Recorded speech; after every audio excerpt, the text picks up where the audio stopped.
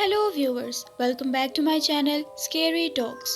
हमारे channel scary talks को subscribe करें और बेल आइकन को भी प्रेस कर दें ताकि मेरे आने वाली हर अगली वीडियो आप तक सबसे पहले पहुंच सके। अगर आप भी अपने साथ पेश आए गए किसी हादसे की स्टोरी हमारे साथ शेयर करना चाहते हैं तो कर सकते हैं नीचे डिस्क्रिप्शन में दिए गए जीमेल पर हमें भेजकर।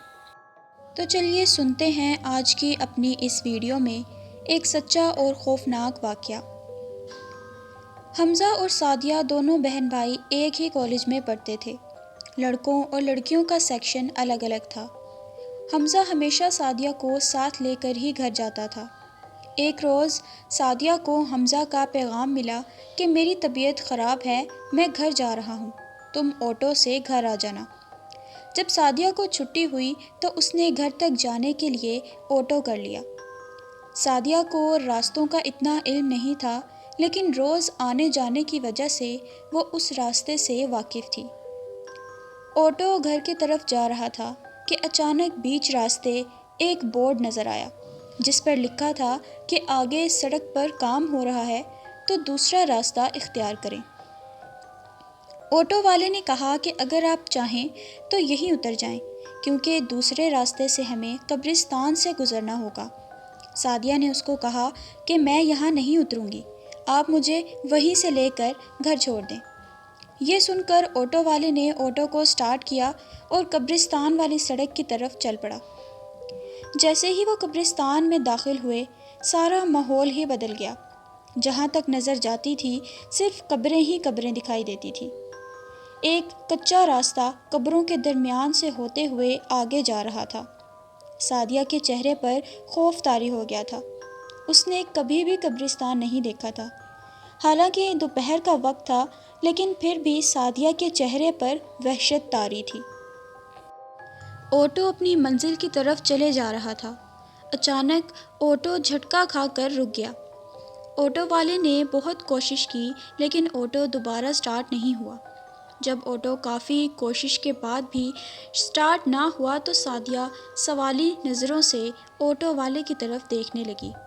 ऑटो वाले ने कहा, बाजी आप परेशान ना हो, मैं करीब से किसी मैकेनिक को ढूंढ लाता हूँ, आप सिर्फ 10 मिनट यहाँ इंतज़ार करो। सादिया जो पहले ही बहुत परेशान थी, वो उससे कुछ कहना चाहती थी, मगर वो ऑटो वाला उतरा और एक तरफ चलता हुआ बहुत जल्द नज़रों से गायब हो गया। सादिया अब इस कब्रिस्तान में अकेली थी। वो बहुत परेशान थी। वो सोच रही थी कि घर वाले उसके घर ना पहुंचने पर काफ़ी परेशान होंगे। सादिया ने काफ़ी देर उस ऑटो वाले का इंतज़ार किया और वो डरते डरते आखिर आगे बढ़ गई। उसका दिमाग चकरा रहा था। तकरीबन 4 बज चुके थे और कुछ ही देर में अंधेरा भी होने वाला था। वो चुपचाप चलती जा रही थी कि अचानक उसका सर चकराया और वह बेहोश होकर ज़मीन पर गिर पड़ी। जब सादिया को होश आया तो हर तरफ अंधेरा छा गया था। जब उसने अंधेरा देखा तो इतना डर गई कि रोना शुरू कर दिया। वैसे तो कब्रिस्तान में लोग आते जाते रहते हैं, मगर शायद सादिया कब्रिस्तान के उस हिस्से में थी जहाँ कोई कब्र खाली नहीं थी, इसलिए वहाँ किसी के आने का सवाल ही पैदा नहीं होता था। काफ़ी टाइम तक रोने के बाद सादिया ने हिम्मत की और उठकर चलना शुरू कर दिया। हर जगह मुकम्मल अंधेरा था। उसने बैग से छोटी सी टॉर्च निकाली और उसी की रोशनी में चलती गई। जब वो थोड़ा आगे आई तो उसका पैर एक गड्ढे में फंस गया। वहाँ जब उसने टॉर्च की रोशनी डाली तो उसकी चीख निकल गई, क्योंकि वो कोई गड्ढा नहीं था बल्कि एक कब्र थी जिसमें से एक हड्डियों का ढांचा झांक रहा था।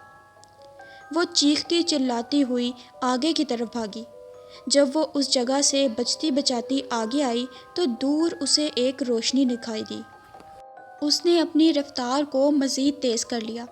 जैसे ही वो उस रोशनी के करीब पहुंची तो उसने देखा कि वो एक मज़ार टाइप छोटा सा कमरा था। उस कमरे के बाहर एक कपड़ा लटका था जो ज़मीन तक था। उसने जब वो कपड़ा हटाया तो सामने एक बूढ़ा सा बाबा बिल्कुल खामोश बैठा हुआ था। वो उस कमरे में दाखिल हुई तो उस बाबा ने आंखें खोलकर उसे कहा, बेटी क्यों परेशान हो? اس کو بابا کی یہ بات سن کر کچھ حوصلہ ہوا تو اس نے بابا کو بتایا کہ وہ کس طرح راستہ بھٹک کر یہاں تک آ پہنچی ہے۔ ابھی وہ بتا ہی رہی تھی کہ اس کا بیگ نیچے گرا۔ وہ اپنا بیگ اٹھانے کے لیے نیچے جھکی تو اس کے بیگ سے سورہ یاسین اس کے ہاتھ میں آ گئی۔ وہ ہمیشہ سورہ یاسین اپنے بیگ میں رکھتی تھی۔ جیسے ہی اس کا رخ اس بابا کی طرف ہوا تو وہ بابا چلانے لگا۔ وہ بابا چیخ کر کہہ رہا تھا، اندر رکھو اس کو، اندر رکھو۔ یہ دیکھتے ہی دیکھتے اس بابا کی شکل بدل گئی۔ وہ کوئی انسان نہیں بلکہ شیطان تھا جو راستہ بھٹکی ہوئی لڑکیوں کو بلی چڑھاتا تھا۔ وہ خوفناک ہنسی ہنستے ہوئے بولا، لڑکی تو آئی نہیں ہے، لائی گئی ہے۔ سعدیہ سمجھ چکی تھی کہ جب تک اس کے ہاتھ میں سورہ یاسین ہے وہ شیطان اس کو کچھ نہیں کہہ سکتا۔ سعدیہ نے زور زور سے آیت الکرسی پڑھنا شروع کر دی اور دیکھتے ہی دیکھتے وہ شیطان چلاتا ہوا غائب ہو گیا۔ پھر سعدیہ جب اس جگہ سے باہر آئی تو سامنے اسے ایک راستہ نظر آیا۔ وہ تھوڑا سا ہی آگے آئی ہوگی کہ اسے ایک بڑا سا دروازہ نظر آیا جو تھوڑا سا کھلا ہوا تھا۔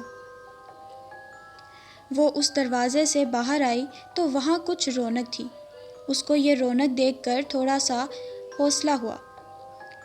وہ چلتی ہوئی آگے آئی اور پھر ایک گھر کے دروازہ کھٹکھٹا کر ان سے راستہ پوچھنے لگی۔ جیسے ہی اس کو راستہ معلوم ہوا وہ فوراً وہاں سے بھاگی اور باہر کی طرف نکل پڑی۔ کچھ ہی دیر میں وہ اپنے گھر تک پہنچ گئی۔ سعدیہ نے گھر پہنچ کر اللہ کا شکر ادا کیا۔ سعدیہ کے گھر والے سب باہر ہی پریشان کھڑے تھے۔ سعدیہ نے گھر والوں کو سب بتایا تو سب حیرت میں آ گئے۔